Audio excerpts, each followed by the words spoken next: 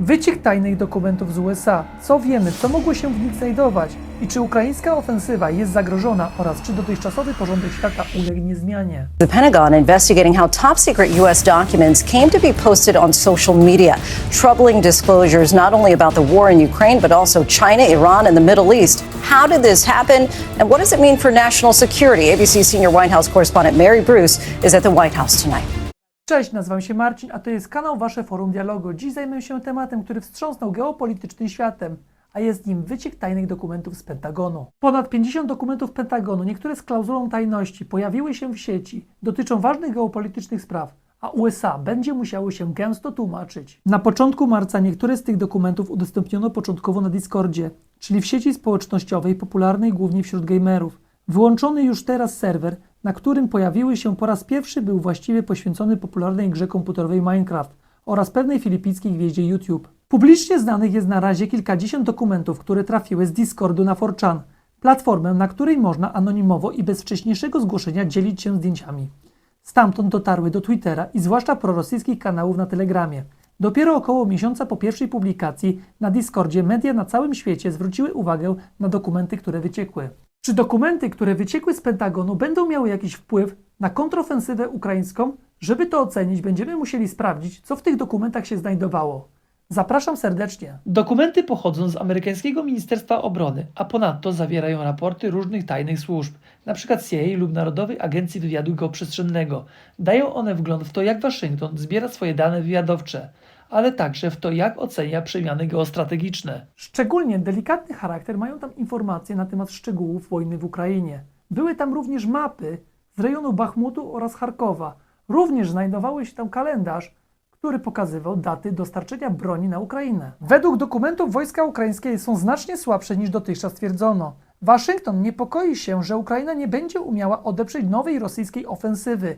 Istnieją luki w ukraińskiej obronie przeciwlotniczej, a niedoborów amunicji należy oczekiwać już w maju.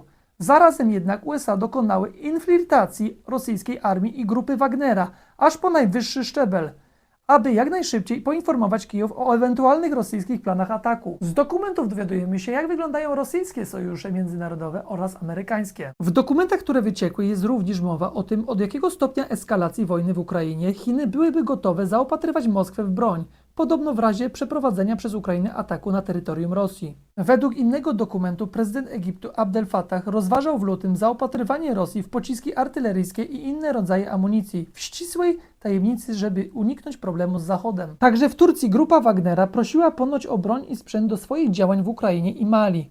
Przy czym nie jest jasne, do jakiego stopnia był o tym poinformowany rząd w Ankarze. Z kolei w Korei Południowej po amerykańskim zapytaniu rozgorzał wielki spór o dostawę amunicji artyleryjskiej dla Ukrainy.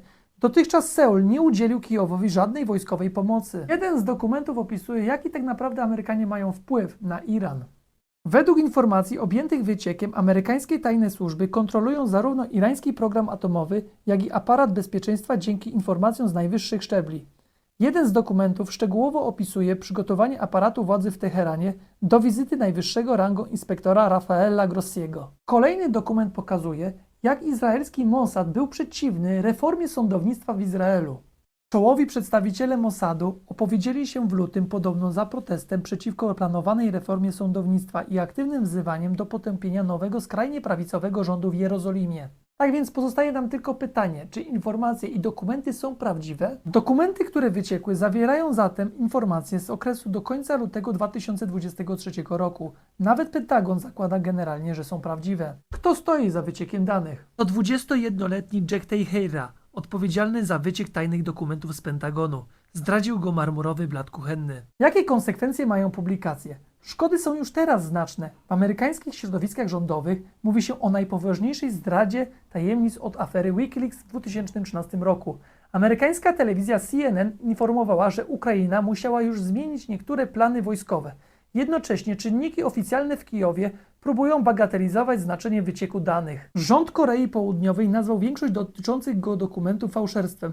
Także premier Izraela określił informacje dotyczące jego kraju mianem bezpodstawnych i kłamliwych. Z kolei rząd rosyjski zaprzeczył swojemu zaangażowaniu w publikację dokumentów. Rzecznik Kremla Dmitrij Pieskow zauważył jednak, że są one dość ciekawe i zostaną teraz sumiennie przeanalizowane i przedyskutowane. Dziękuję za uwagę, a jeśli podobał Ci się materiał, to zapraszam do subskrypcji naszego kanału. Hej!